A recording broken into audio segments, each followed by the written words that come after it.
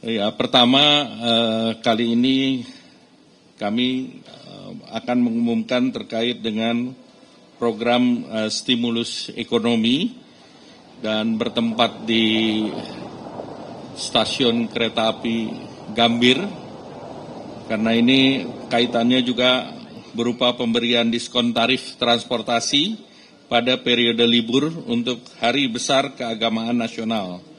Lebaran, Idul Fitri, terbukti di periode yang lalu termasuk Nataru meningkatkan mobilitas masyarakat dan kegiatan pariwisata sehingga mampu mendorong pertumbuhan ekonomi di kuartal keempat yang kemarin sampai dengan 5,39. Peningkatan mobilitas pada periode Lebaran dan Idul Fitri 2025 itu mencapai mobilitas masyarakat 154,62 juta orang dan libur Nataru 110,43. Dan secara year on year 1 tahun di tahun 2025 itu 5,11%. Dan pada Desember kunjungan Wisman 1,41 juta dan Wisnus 105,98 juta.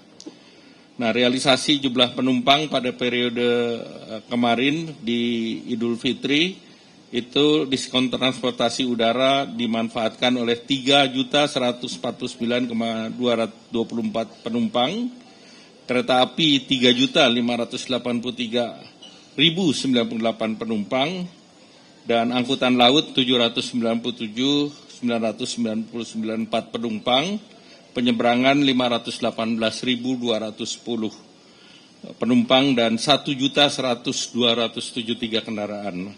Nah, untuk itu pada tahun ini dalam rangka libur Hari Besar Nasional, pemerintah memberikan stimulus ekonomi berupa diskon transportasi.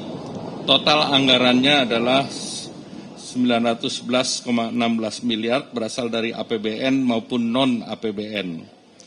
Khusus untuk di tempat ini, PT Kereta Api itu untuk perjalanan periode tanggal 14 sampai dengan 29 Maret 2026 diberikan diskon tarif sebesar 30%.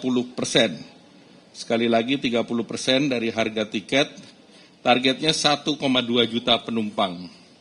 Kemudian angkutan laut, PT Pelni untuk periode 11 Maret sampai dengan 5 April diskon tarif sebesar 30% dari tarif dasar dan targetnya 445.000 penumpang.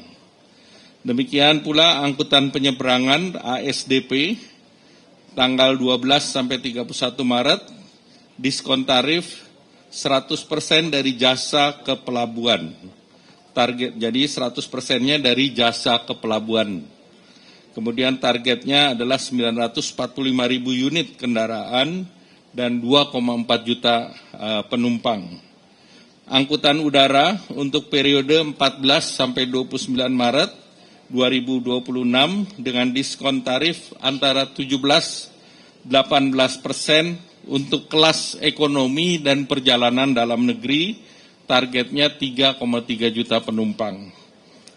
Kemudian pada waktu untuk mengoptimalkan mobilitas masyarakat dan memudahkan masyarakat merencanakan perjalanan selama libur Hari Besar Keagamaan Idul Fitri diberikan fleksibilitas dalam penetapan hari kerja khusus untuk ASN dan juga untuk pekerja swasta.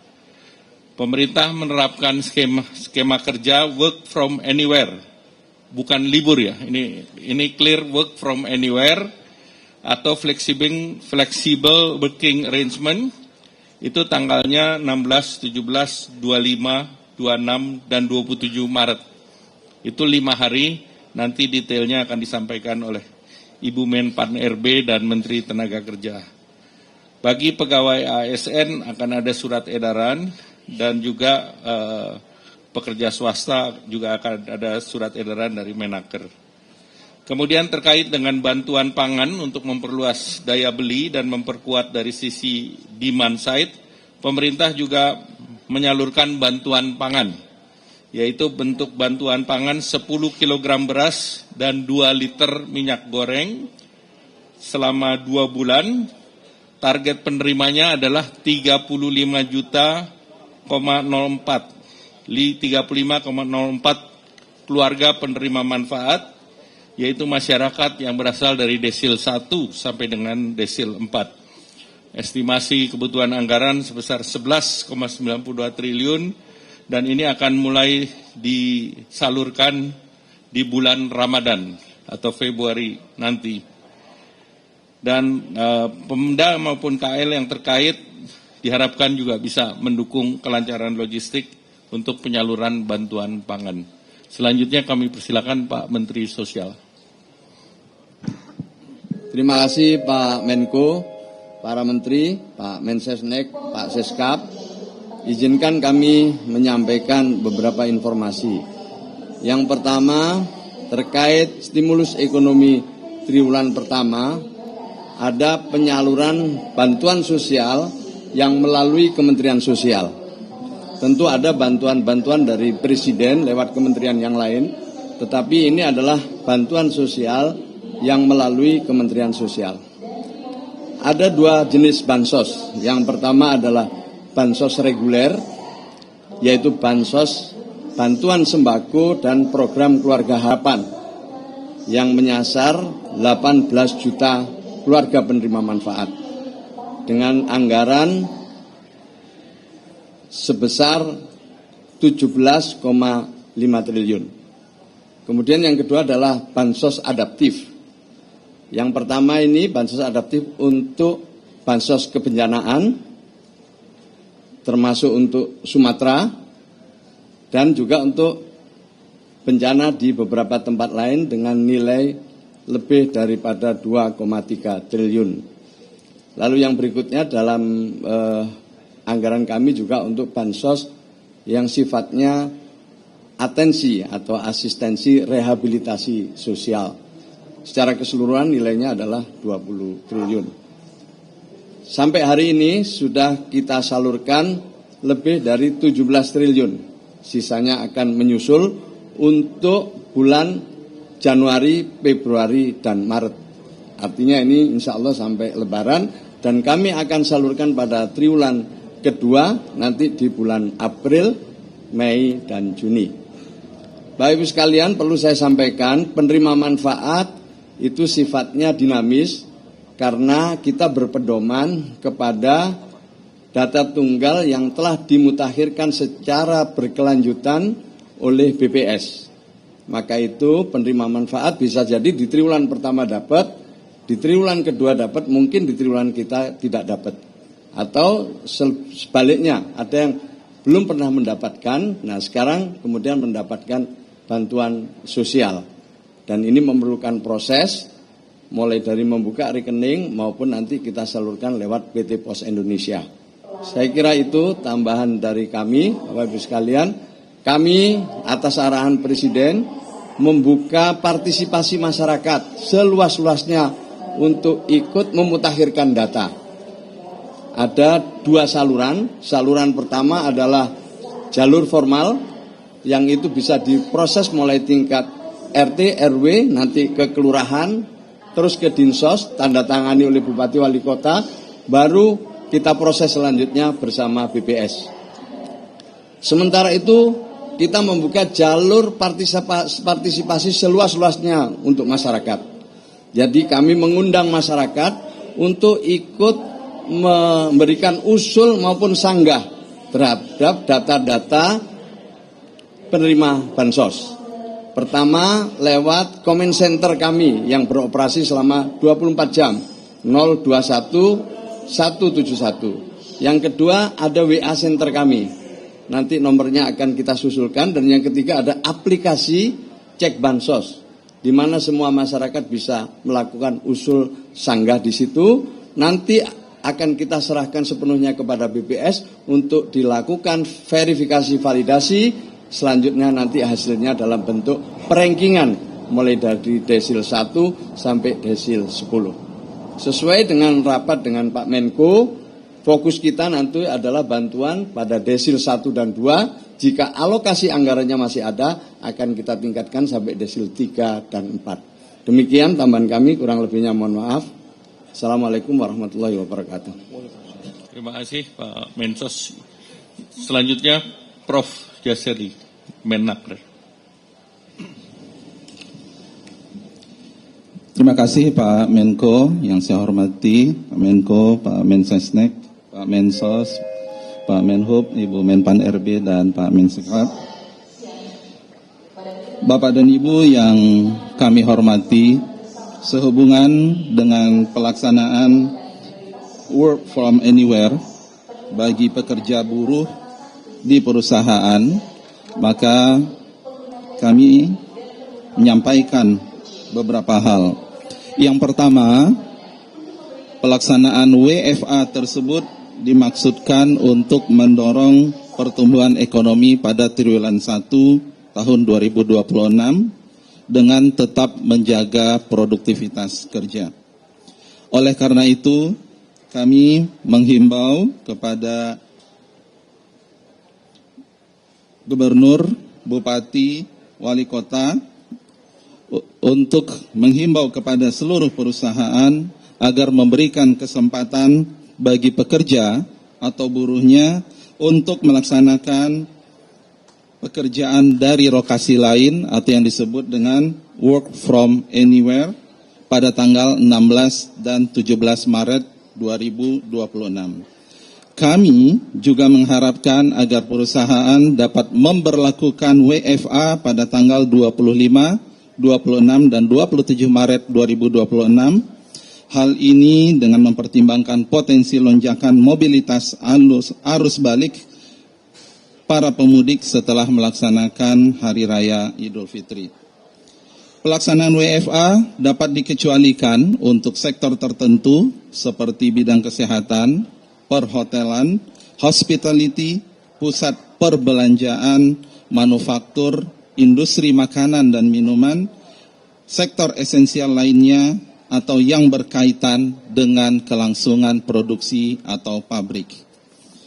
Pekerja atau buruh yang melaksanakan WFA tetap menjalankan pekerjaan sesuai dengan tugas dan kewajibannya, dan oleh karena itu pelaksanaan WFA tidak diperhitungkan sebagai cuti tahunan.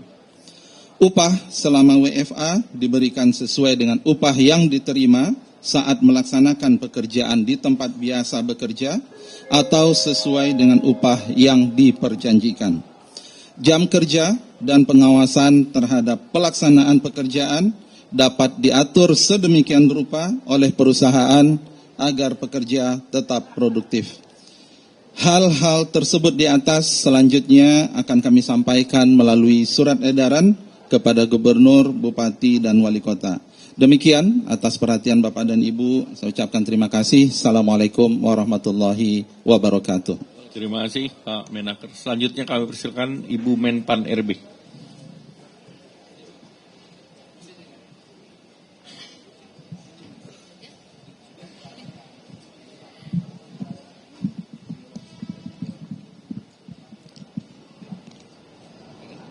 Baik, terima kasih Pak Menko yang saya hormati, Pak Menteri Perhubungan, Pak Seskap, kemudian juga Pak Mensesnek dan Pak Mensos dan Pak Menteri Sekretaris Negara. Saya ingin melanjutkan apa yang disampaikan oleh Pak Menko. Saat ini saya sudah mengeluarkan surat edaran nomor 2 tahun 2026 terkait dengan kebijakan penyesuaian pelaksanaan tugas kedinasan secara fleksibel, yaitu 2 hari sebelum libur nasional dan cuti bersama hari Nyepi, yaitu tanggal 16 dan 17 Maret, kemudian juga 3 hari setelah libur nasional dan cuti bersama Hari Raya Idul Fitri, yaitu pada tanggal 25, 26, dan 27 Maret. Pada pelaksanaan tersebut, Bapak dan Ibu sekalian, saya ingin menghimbau kepada para pimpinan instansi pemerintah daerah agar mengatur penyesuaian pelaksanaan tugas kedinasan bagi pegawai ASN ini secara mandiri dan selektif. Kemudian juga kami berharap para instansi pemerintah tetap melaksanakan pelayanan publik yang bersifat esensial yang berdampak langsung kepada masyarakat secara optimal. seperti layanan kesehatan, layanan transportasi, keamanan, dan layanan strategis lainnya meskipun berada di dalam periode libur nasional. Dan para pimpinan instansi diharapkan terus melakukan pemantauan dan pengawasan secara berkelanjutan agar penerapan fleksibilitas tugas kedinasan ini dapat dilangsungkan secara tertib dan tetap di dalam koridor penyelenggaraan layanan publik. Dan para pimpinan instansi agar membagi jumlah ASN yang akan melaksanakan tugas kedinasan baik di kantor maupun di luar kantor yang akan melaksanakan secara fleksibel yang akan mengacu pada ketentuan perundang-undangan yang berlaku. Pada para pegawai ASN yang tetap mengedepankan akuntabilitas dan optimalisasi pemanfaatan sistem pemerintahan berbasis elektronik. Instansi pemerintah diharapkan secara aktif tetap membuka akses kanal pengaduan baik melalui SP4 Lapor, www.lapor.go.id atau kanal aduan tatap muka maupun media lainnya, serta tetap melakukan survei kepuasan masyarakat melalui QR Code di unit layanan masing-masing yang tersambung kepada kanal lapor.go.id. Kemudian juga saya mengingatkan kepada seluruh ASN dan para pimpinan instansi untuk tetap memastikan para pegawai ASN di lingkungan instansi masing-masing untuk tidak memberi dan atau menerima gratifikasi yang berhubungan dengan jabatan yang bertentangan dengan tugasnya. Demikian kami sampaikan. Wassalamualaikum warahmatullahi wabarakatuh. Terima kasih Pak Menko, yang saya hormati Pak Menko Perekonomian, Pak Mensesnek, Pak Seskap, Pak Menteri Tenaga Kerja, Menteri Sosial, dan Ibu Menpan. Rekan-rekan sekalian, Assalamualaikum warahmatullahi wabarakatuh. Pertama-tama yang kami sampaikan bahwa pemerintah telah melakukan berbagai langkah strategis yang berkaitan dengan penyelenggaraan angkutan lebaran tahun 2026 agar berjalan dengan selamat, aman, dan lancar. Beberapa hal yang sudah kami siapkan berkaitan dengan penyelenggaraan angkutan lebaran ini adalah diantaranya penyiapan surat ketetapan bersama atau surat keputusan bersama berkaitan dengan pengaturan angkutan lebaran tahun 2026. Kami berkoordinasi dengan Korlantas Polri, Direktorat Jenderal Bina Marga PU, dan Kementerian Perhubungan. Kemudian sebagaimana tadi disampaikan juga berkaitan dengan work from anywhere dan juga stimulus. Kami juga melakukan rem cek atau uji kelaikan, persiapan sarana-prasarana yang berkaitan dengan moda transportasi, baik darat, laut, dan udara, serta kereta api, serta juga sarana jalan, baik itu jalan tol maupun dengan jalan arteri nasional. Ini kami koordinasikan dengan Kementerian PU agar masyarakat yang melintasi kedua jalan tersebut dapat berjalan dengan aman dan nyaman. Kemudian selain stimulus yang tadi disampaikan oleh Menko Perekonomian, kami dari Kementerian Perhubungan juga menyiapkan beberapa diskon, diantaranya adalah untuk moda transportasi kami menyiapkan mudik gratis untuk 34 tujuan provinsi dengan menggunakan 401 kendaraan bis. Kemudian kami juga menyiapkan tiket gratis untuk penumpang sebanyak 50.000 penumpang ekonomi, dan juga moda transportasi gratis ada mudik gratis untuk kereta api jalur Pulau Jawa untuk lintas utara, lintas tengah, dan selatan dengan target sekitar 28.182 penumpang. Demikian yang dapat kami sampaikan berkaitan dengan persiapan penyelenggaraan angkutan lebaran tahun 2026. Terima kasih. Wassalamualaikum warahmatullahi wabarakatuh. Terima kasih Pak Menteri Perhubungan. Catatan terakhir kami harapkan seluruh unit usaha termasuk BUMN yang tadi disampaikan yang menjalankan diskon itu untuk menjaga sampai dengan pelaksanaannya dijalankan secara baik, juga termasuk industri swasta yang regulasinya juga diberikan regulasi terkait dengan hal tersebut. Demikian, terima kasih atas kehadirannya. Terima kasih Pak Mensesnek, Pak Menteri Naker, Pak Mensos, Pak Seskap, terima kasih, Bu Menteri Pan RB dan Pak Menhub. Dengan demikian diharapkan masyarakat sudah bisa mulai untuk memesan tiket untuk merencanakan pada hari Lebaran nanti. Terima kasih. Wassalamualaikum warahmatullahi wabarakatuh.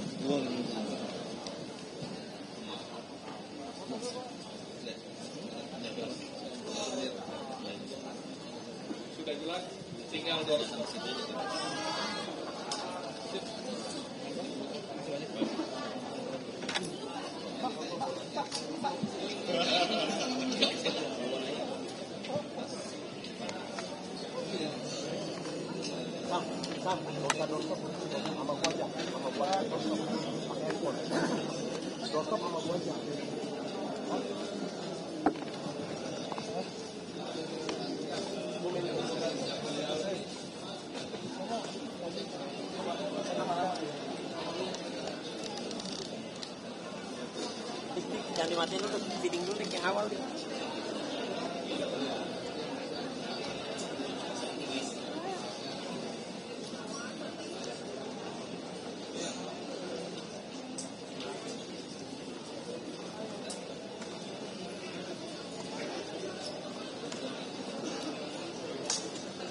Dari awal, nah, mereka lagi sistem tanahnya.